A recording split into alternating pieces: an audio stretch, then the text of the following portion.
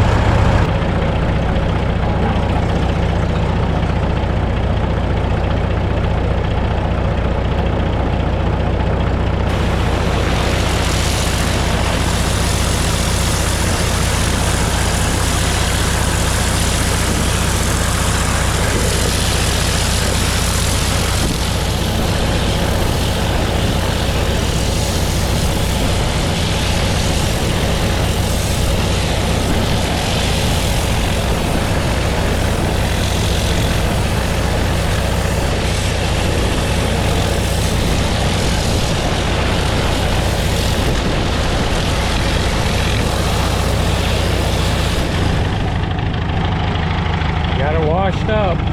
Could really use the steam clean, but it's better than it was.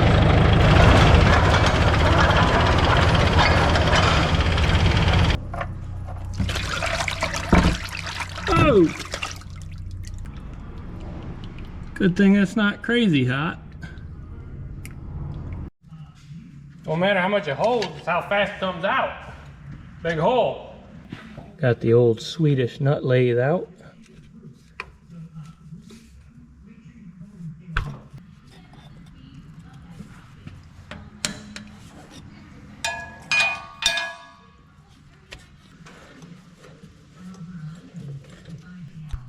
Been changed fairly recently, has a newer cat logo on it.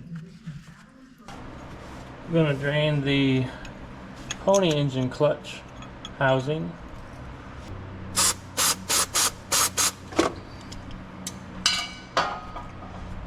Try to keep the dirt from the housing.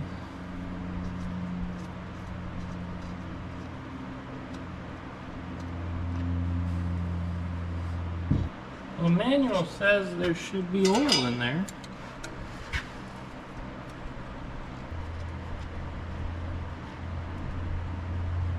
Ah, there is.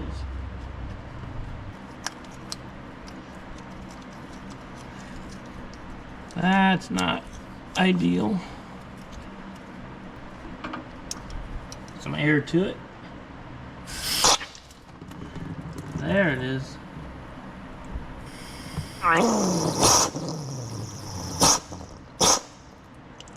I'll get the injection pump.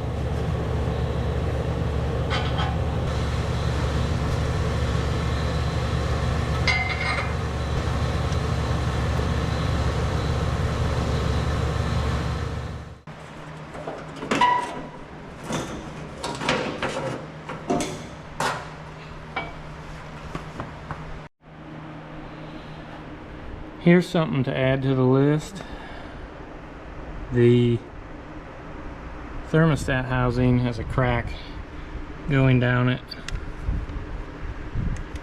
So that'll be a future fix.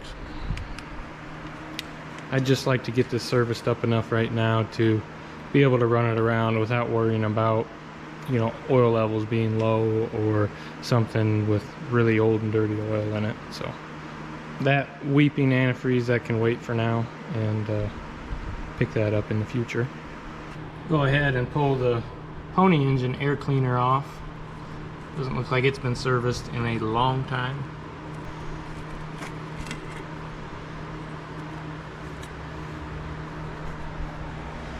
Well, that tells me we probably have a hole in the bottom.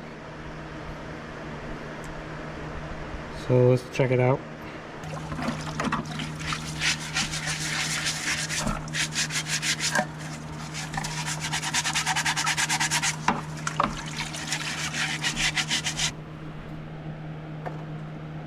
Right there's the holes in it. Go ahead and braze those shut.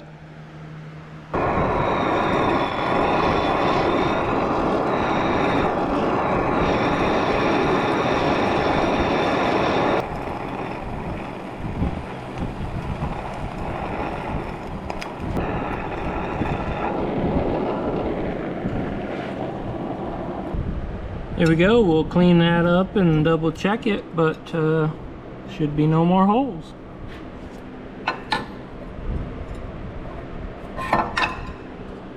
I'll go ahead and pull off the main air cleaner here for the diesel.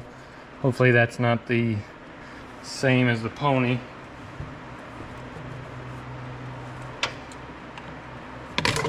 Whoa! There's oil in it. It's a good sign. Didn't really want to dump it all over the operator station. Ooh, really riding the struggle bus there.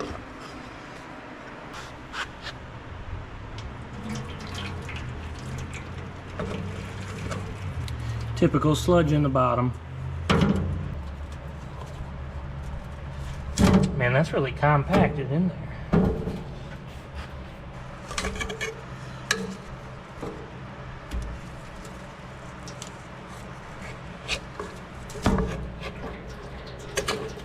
Pretty amazing how all this dirt can sit in this oil and almost get dry on the bottom. As you like look at that, like it's like dry and crumbly. You would think it would just stay suspended, but give it enough time and it'll settle out.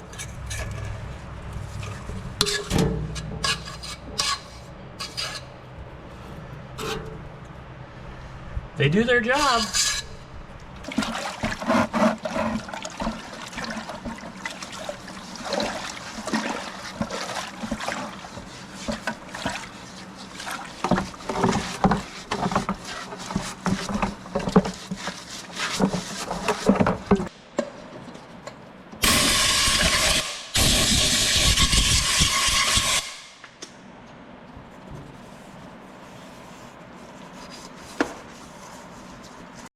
I got the pony engine oil cup all cleaned up.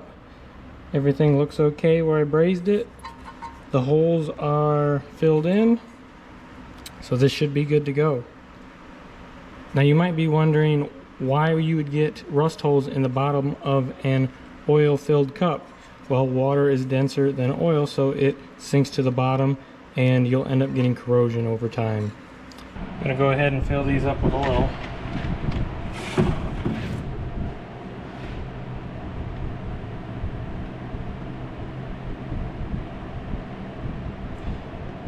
There's a formed line in the outside of these cups, and that's how much you want to put in. In this large one, you basically fill it to the top of that middle portion.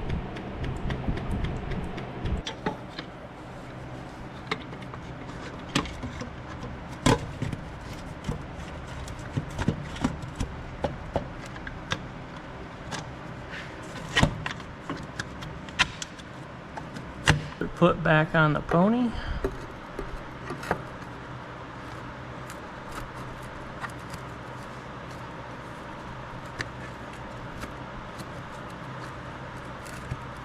gonna go ahead and clean out this oil filter housing before I put it back together. Took all this apart, cleaned it off.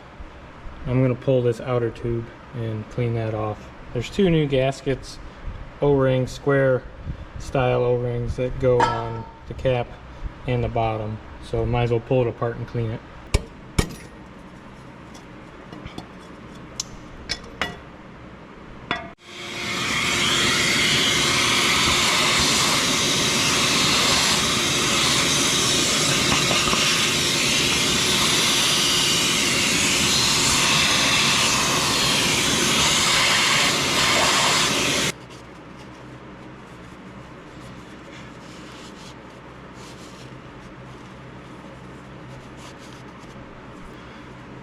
This old seal is really hard and doesn't want to come out.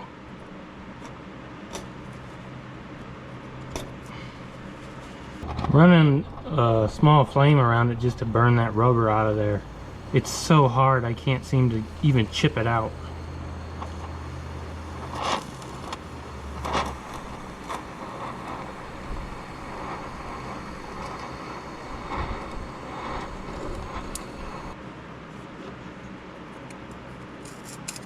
Oh yeah, that's much better.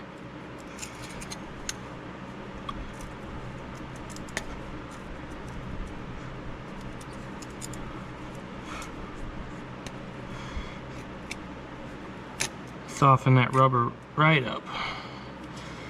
Let me plug that up.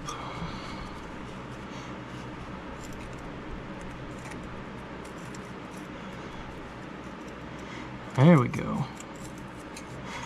That's what we want.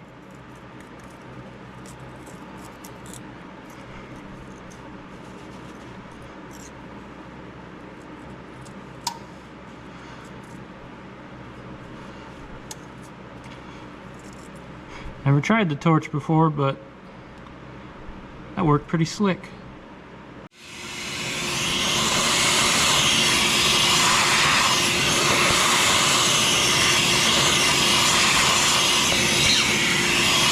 Put a little oil in that groove, make sure everything sits right.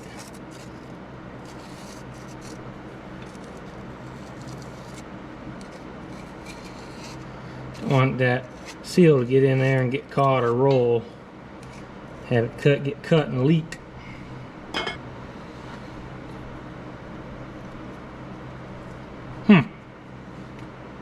Well, if that ain't just the thing.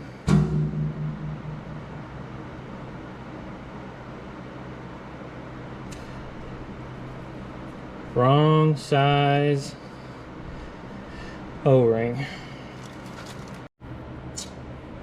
Well, what I'm gonna do is I went ahead and cut this one, and I'm gonna lay it down in there and mark it.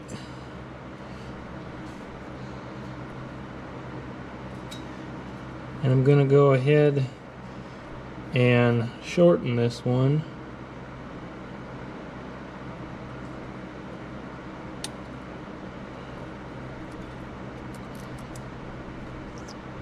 And glue it back together.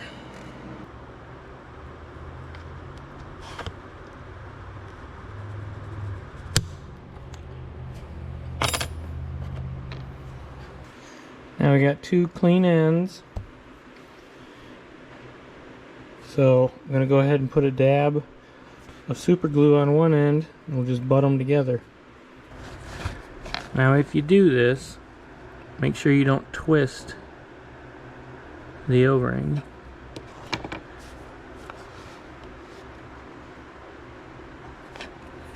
Make sure it's the same direction.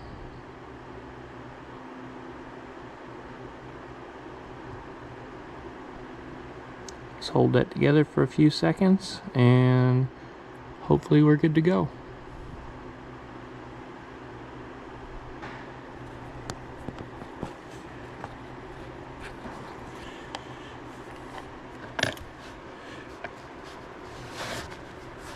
There you go.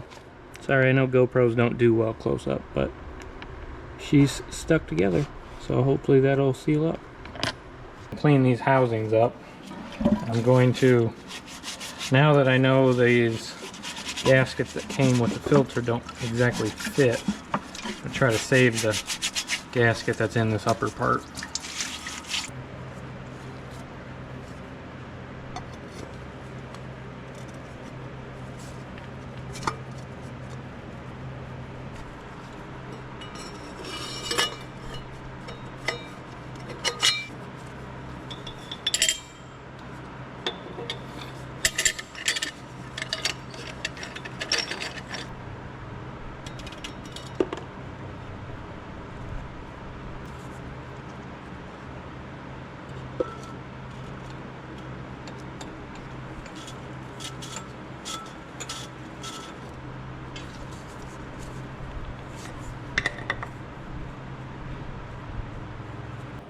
It's recommended to service this crankcase breather when you change the oil. Not sure how it's attached. It's like threaded.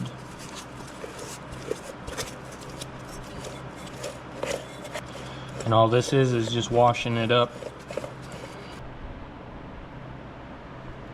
They're due.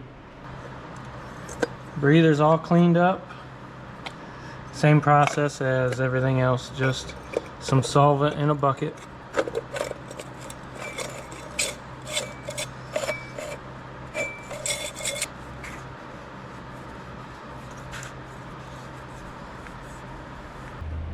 Now all the drain plugs are in, so we can go ahead and fill the crankcase back up with oil.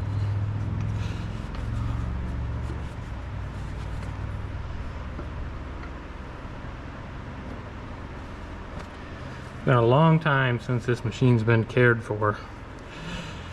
There is oil and crud buildup everywhere. The crankcase on this dozer holds 3.5 gallons.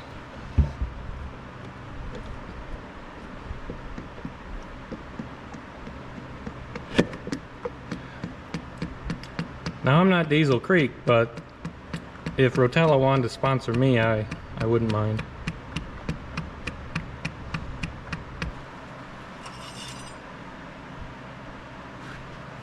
Go a little over the full mark. We'll call that good for now. Now the injection pumps on these have their own oil as well. It holds 3/4 of a quart of oil.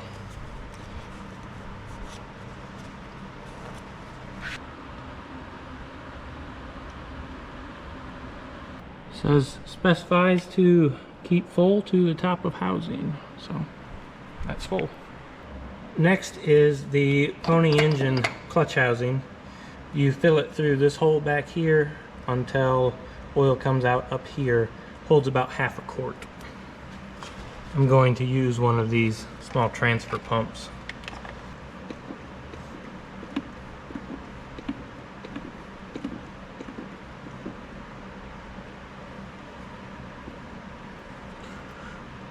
There we go. Looks like it's kind of dirty, so we'll overfill it a little and let it flush out.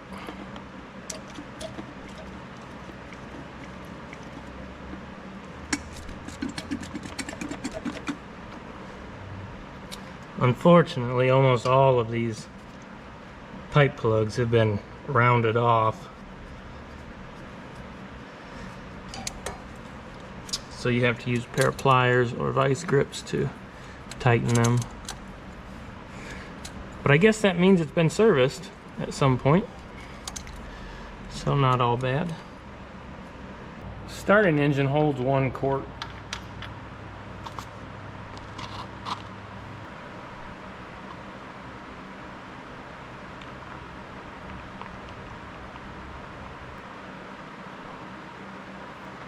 Should be about 1 quart.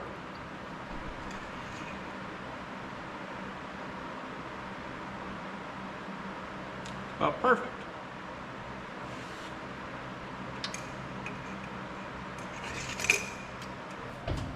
Reinstall this pre-cleaner bowl.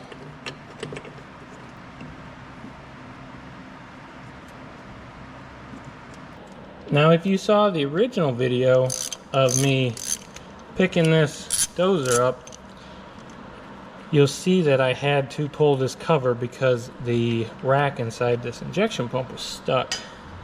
And I believe when I did that, I messed up the gasket. So I'm just gonna pull this off and make a new gasket for it.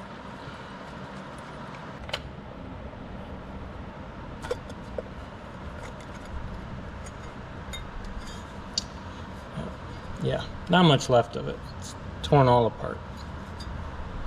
Go ahead and clean the old gasket off.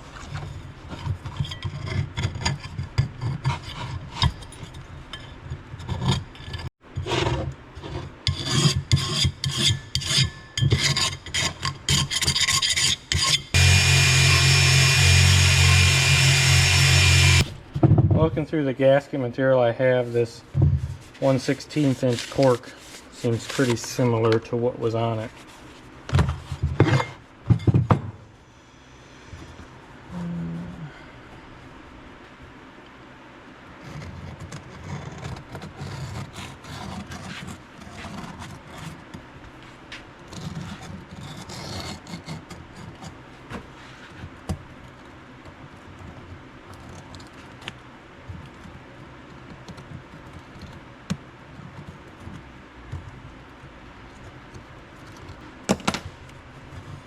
Now that will give you your basic outline and where to punch your holes.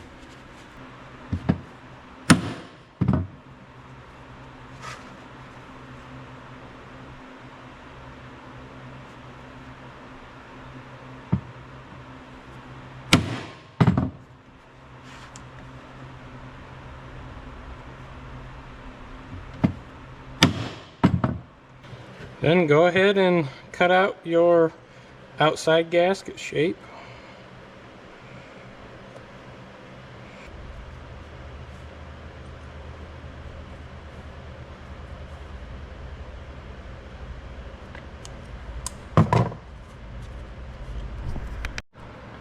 Sorry about that. Clicked the wrong button and put it on a time lapse, but what I was saying is you take the gasket that you cut out, and I like to put all the bolts back in to hold it in place, and then you get a ball peen hammer. I keep this one just for making gaskets, so I like to keep this peened end with without imperfections. I like to keep it nice and round. But you just take that, and you find the edge of your housing, and you can just tap right in there, and it'll cut your gasket against the sharp edge of that housing.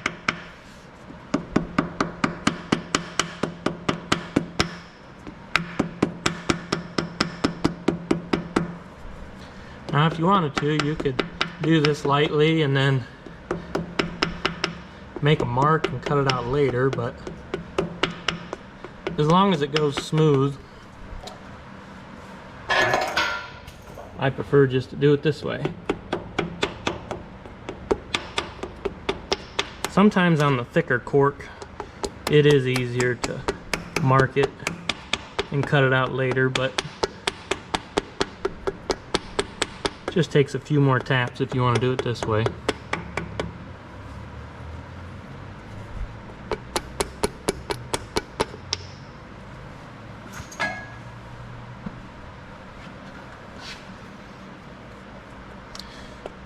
It is important to hold your gasket if you don't have a fastener on it, because you don't want it to pull that gasket in and cut it short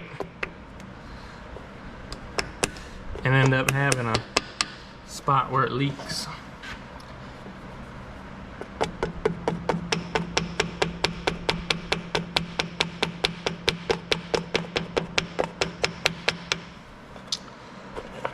There you go. Now you have a gasket.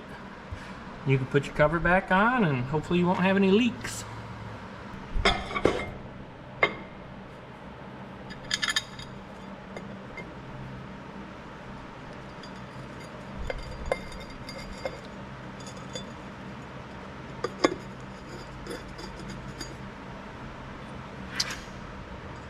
Always a good idea to start all your bolts before you tighten any of them.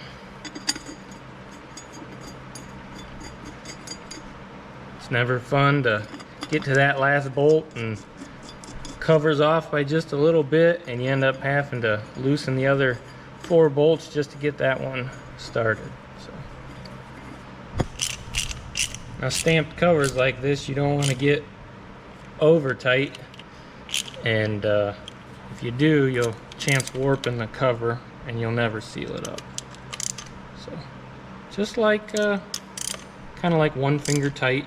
Don't overdo it. Just work around it, make sure it's even. It should seal right up. I'm going to remove this clutch cover. You have to take that off, and then you can lubricate the pilot bushing. And I'm sure that that hasn't been done in a long time. This crawler with everything on it really is not the most fun machine to work on. Maybe if it didn't have the battery box and the blade and the hydraulic remote, it would be better, but it is what it is.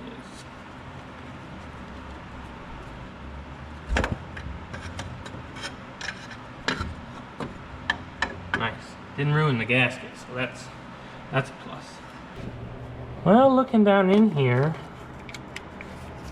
not the most impressive. It's a lot oilier than I had hoped to see it, but that may be from the oiling of the pilot bushing over the years, I guess, because there is an oiler from the top, but it might be a good idea to pull the drain plug on this compartment and get anything out of there that may be standing in the bottom. I'm going to crack loose the drain plug on the clutch housing. Oh, and I also found the original wrench for these plugs.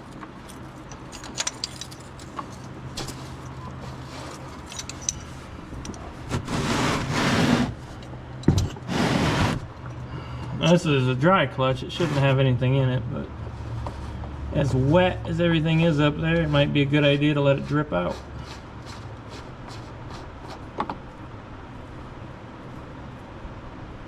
Well, I guess there's nothing in it.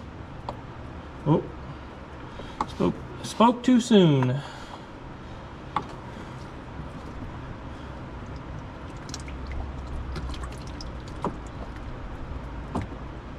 So that is oil, engine oil, I believe, from the rear main seal. So I'm gonna go ahead and just leave that plug out while I run it a while and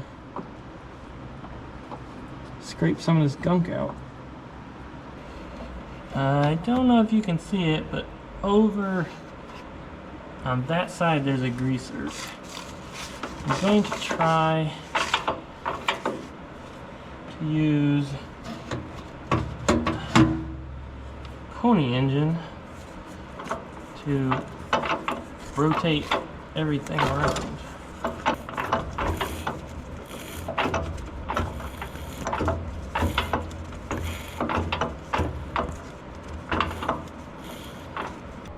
There it is. That's the grease fitting we're looking for. While I'm greasing, there's a few more to do. There's one in each side up in here. There's the brakes up in there. There's the water pump. Those shafts I've already done.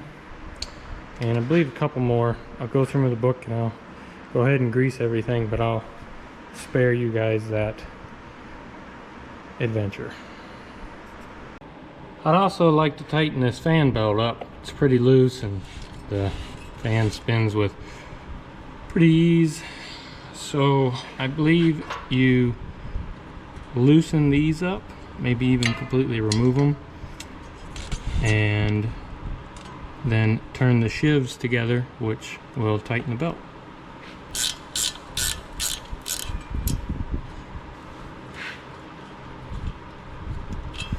These just interlock with this part of the hub. There should be two.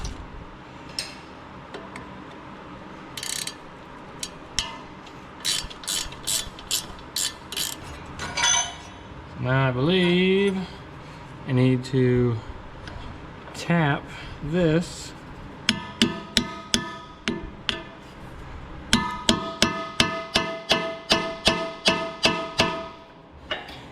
Be a lot of tapping. Probably some tapping and rotating.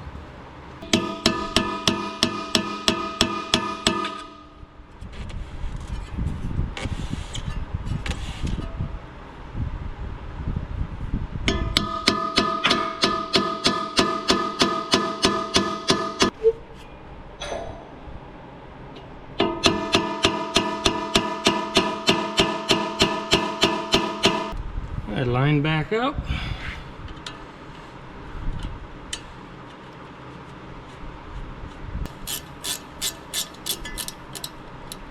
While I'm working up here, I'm gonna go ahead and add some oil to this chain coupler. So I got pretty much everything changed. You got the engine oil changed, injection pump oil changed, starting clutch oil changed, starting engine oil changed, filter on the engine. The fuel filters I haven't messed with yet. It seems to be running all right, so we're gonna leave that alone until I get a chance to get the Caterpillar to get some new filters. The rear end and transmission, that oil is up and it could use changed, but we're not going to do it right now because that's thick oil and it'll take forever to drain out. I want to get it up to operating temperature when I do that. So I checked the left and the right final drive. Left final drive was right up to the top. The right final drive was low, but we did see that when we were working on the brakes that there was some oil in that compartment. So that seal probably leaks a little bit.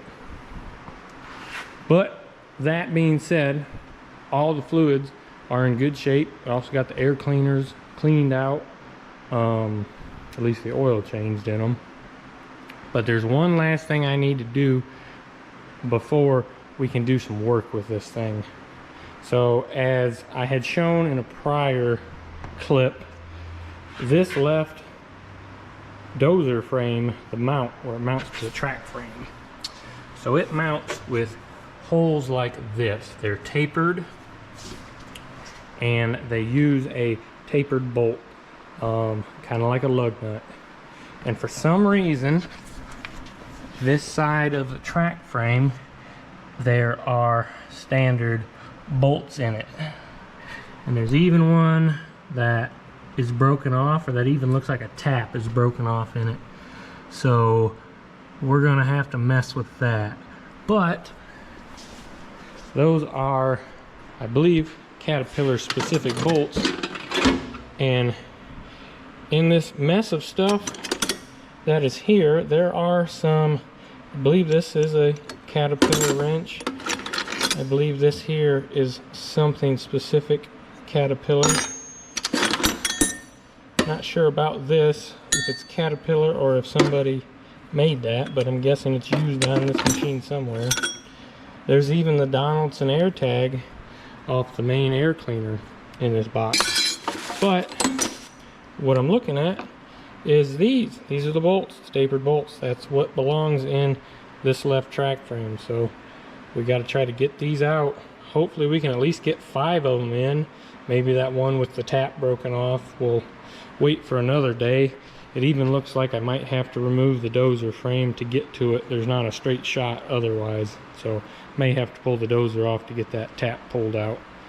But that's going to be the job now. We got to get these swapped out. Hopefully the holes aren't egged out, but if they are, I've got a solution for that, I think.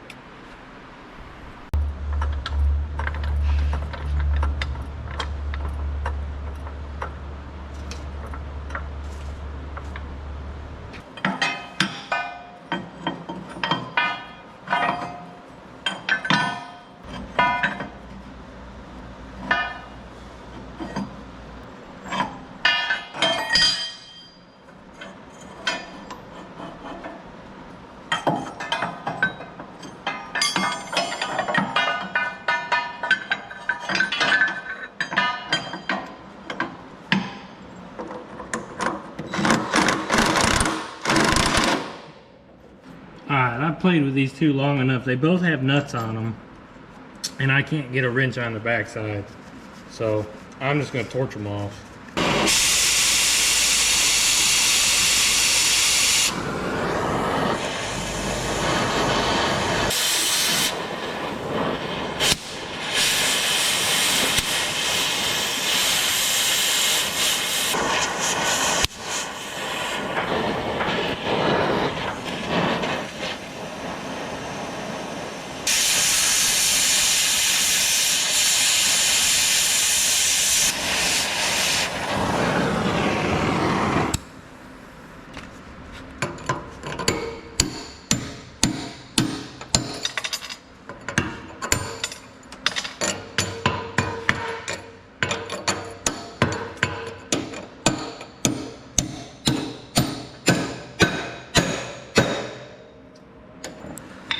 Wondered about that. I guess I'll just try to blow through it. Can't make it any worse, right?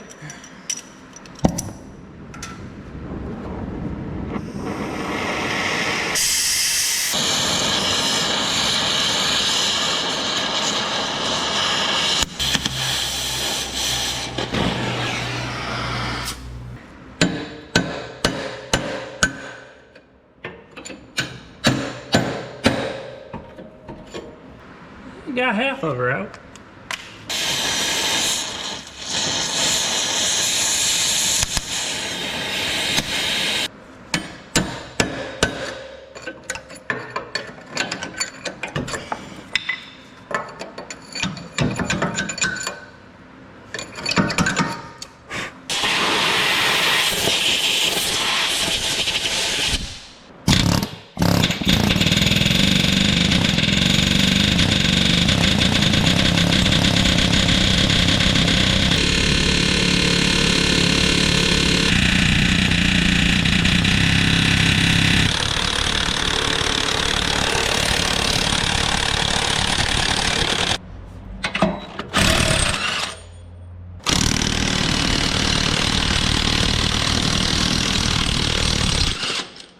Alright, so here's what I'm looking at. I got oversized wallet out in the track frame on every hole but one, and that one has a tap broke off in it as well. So not only is the track frame wallet out, the mounts are wallet out too. Someone did a nice job of paying attention to this in the past and just let it get this bad. So what I'm gonna have to do is pull either the whole blade. I'm gonna see if I can put this on the hoist and jack this up, and we can go ahead and get some thread inserts and put in the track frame. Hopefully we can get that. If not, we're gonna have to take it out, pull the dozer frame off, and then pull the mount off to get at those holes, because we don't want to drill these any bigger, the track frame part. So, but we're gonna have to drill these larger to put a thread insert in. $120 later, and have a thread repair kit. Get this blade off.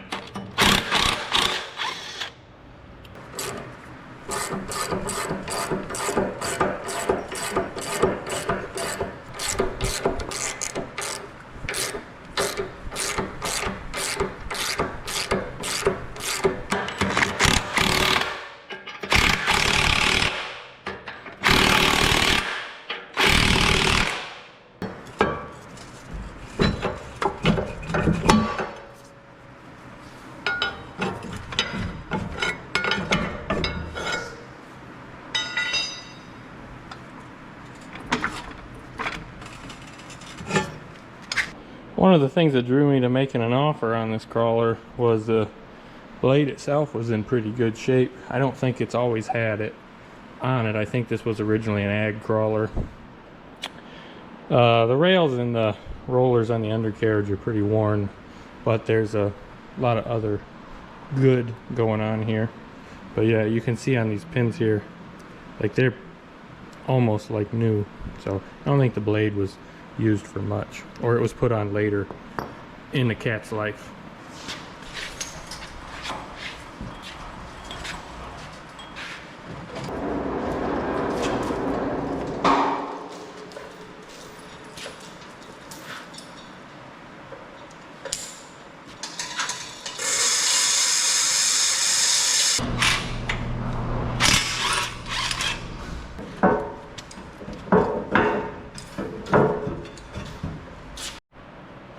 Took both sides pins out of the blade, so now I should be able to scoot the blade forward. This bracket's hitting on the main pivot pin, has a cap that's under there.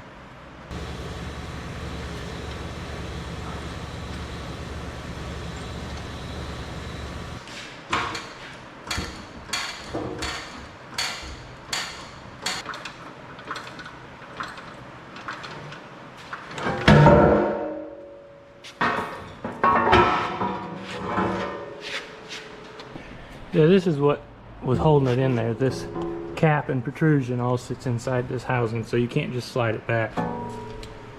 If I was to do that again, I think I would just pull the blade off outside and not mess around with all of this.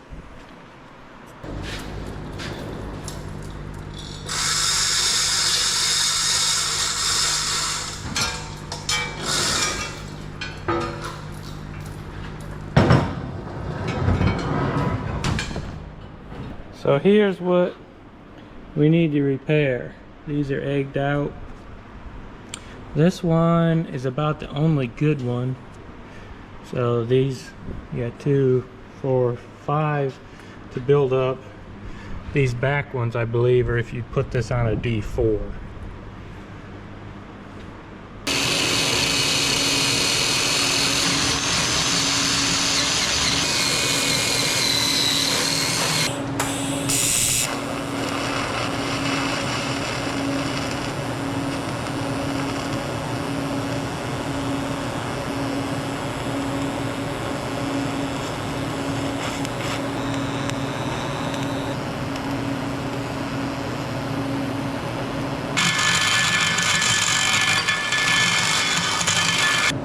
That's welded up. It's got a taper to it.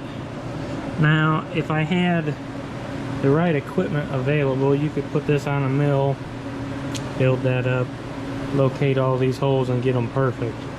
But what I'm planning to do with this is I'm going to go ahead and weld these up as best as I can and tighten this bolt down in the hole and just keep snugging them up and hoping that this weld material will deform a little bit as it works in. I think that'll work. Got 4 of the 6 done and ran out of argon. Try the MIG welder.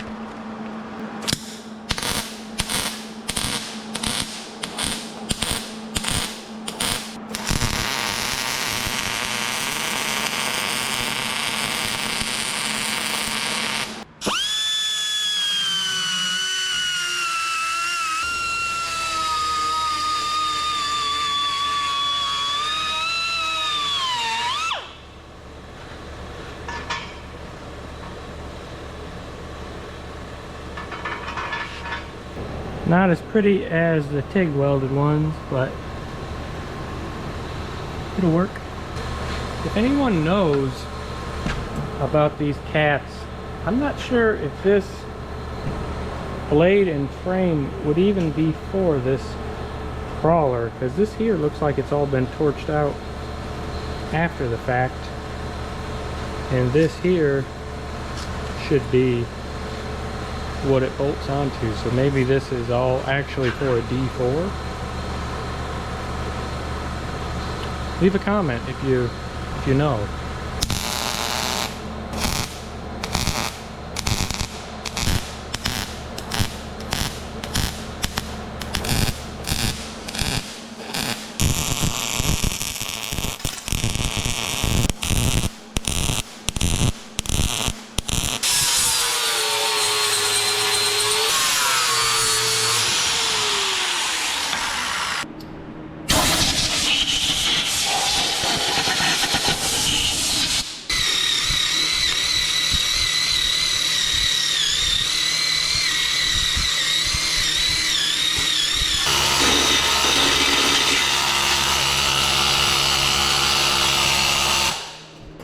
I'm hoping a couple hammer taps and a couple nails are going to take this tap out of here.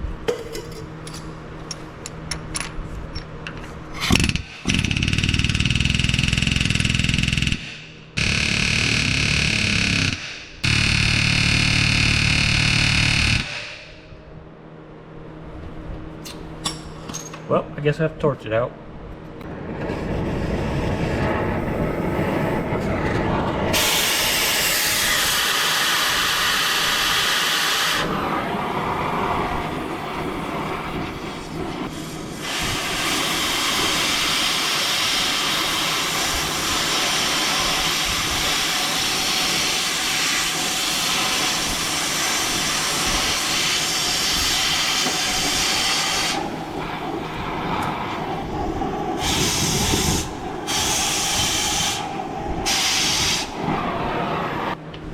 Now once you have the center of the tap cut out, you can just pull out the remaining pieces.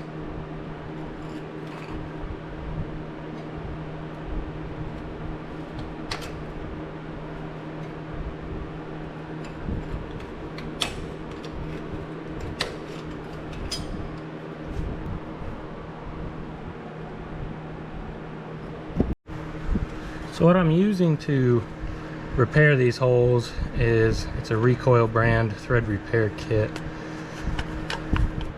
and what it is it's a special tap that's slightly off pitch, and I believe these are stainless steel coils. So you'll drill the hole oversize, tap it with their tap, and then they even give you a special tool to install them. Well, you turn these in and it'll bring it right back to the original 3/4 10 thread size. They're not cheap, but they work. Now there's also options that are threaded inserts. It'll be solid, it won't be springy like this, but when you use those you generally have to go a fair ways oversized with the outer hole. So these allow you to take minimal extra material out of the hole.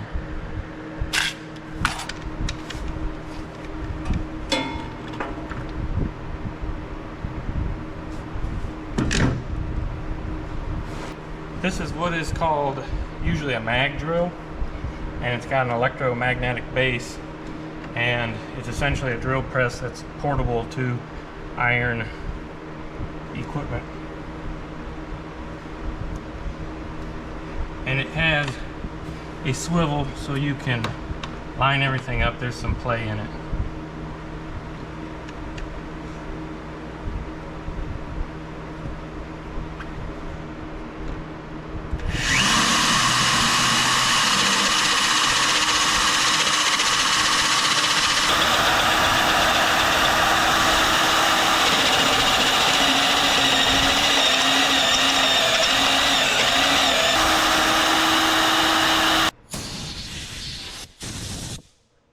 A nice benefit of the mag drill is I can leave it in place and use it to start my tap squarely.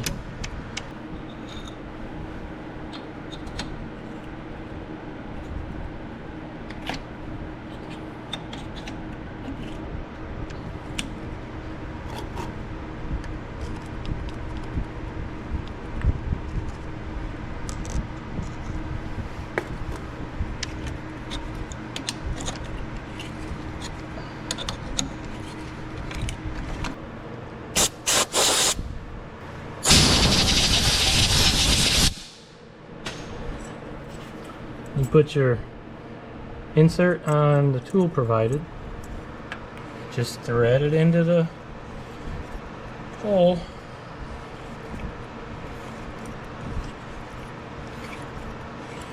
now that's at the surface pretty much there, and you want it about a 1/2 to a 1/4 turn below. And there's a tab in the middle. You just turn your tool and bust the tab off. Now you've got fresh threads where there was none. And with any luck or proper planning, you should have a hole that fits your bolt. Got all the inserts put in. They went in pretty well, except this one here. That hole was already drilled over ties and tapped for a 7/8 bolt, but that's a different thread pitch than the helicoil, and the helicoil grabbed the original thread pitch where there was two different pitches that kind of crossed over each other, so it had a space in there between the threads, so I had to run another tap in. And that's kind of nerve-wracking because these are stainless steel and the thread wants to lock onto the tap, but got it now. Everything threads in, so this should be good to go.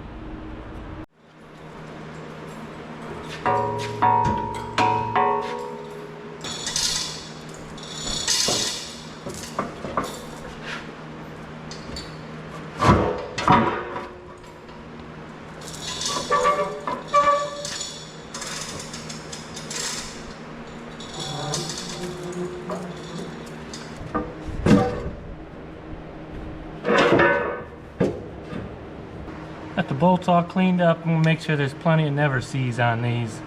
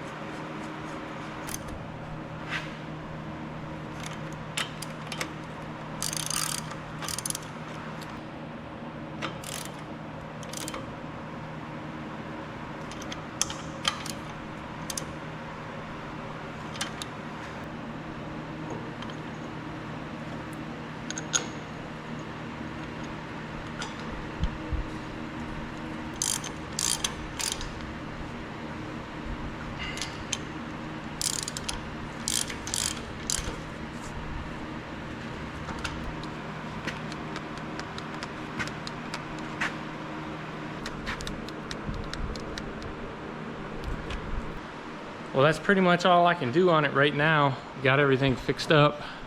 As far as general maintenance, I would like to get the undercarriage rollers all lubricated in the future, but I don't have the grease fitting or the grease for that yet. But got some time today. The weather, there's a break in the rain, so let's take it out and let's get this thing dirty. See if we can make a mess.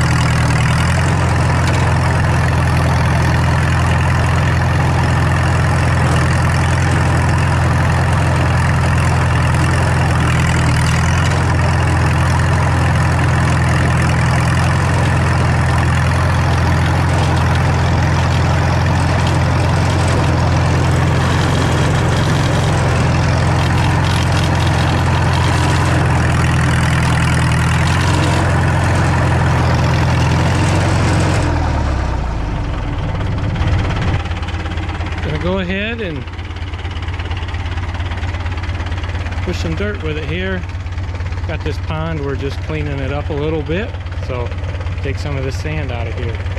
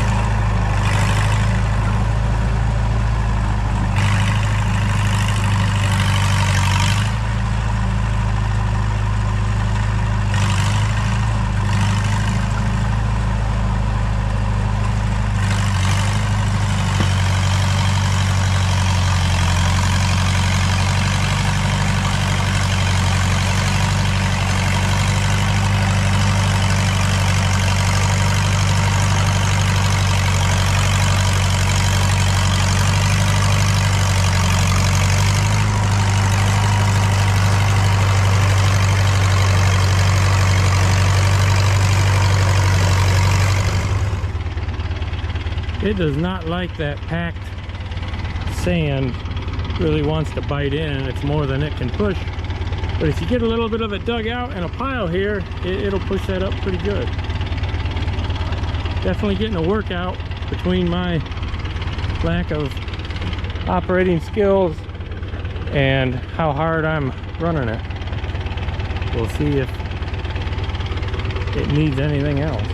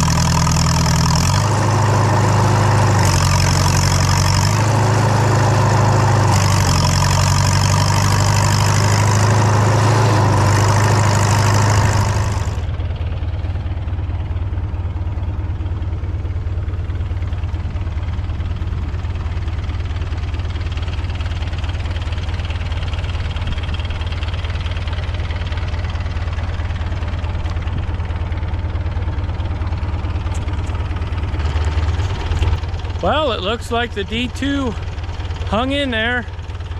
I run it pretty hard, probably about as hard as you can, and nothing let loose. Everything seemed to work pretty good. The left steering clutch is still kind of sticky. I was hoping it'd work in a little better than it does. The right one will fully disengage when you pull the lever back, but the left one, you got to hit the brake to get it to turn. Sometimes in a push it would come loose, but not completely. But it worked great otherwise. I don't know if you would consider it a fine like grading machine, but maybe if you were a better operator or had more time on this one, you could do a better job. That sand is tough where it's packed in, but knocked a few trees down with it too. Trying to be a little careful with that. You know, this doesn't have like it doesn't have a belly pan on it or anything, so don't want to damage anything. But it did a great job. You know, it knocked down some decent sized trees for the size machine it is.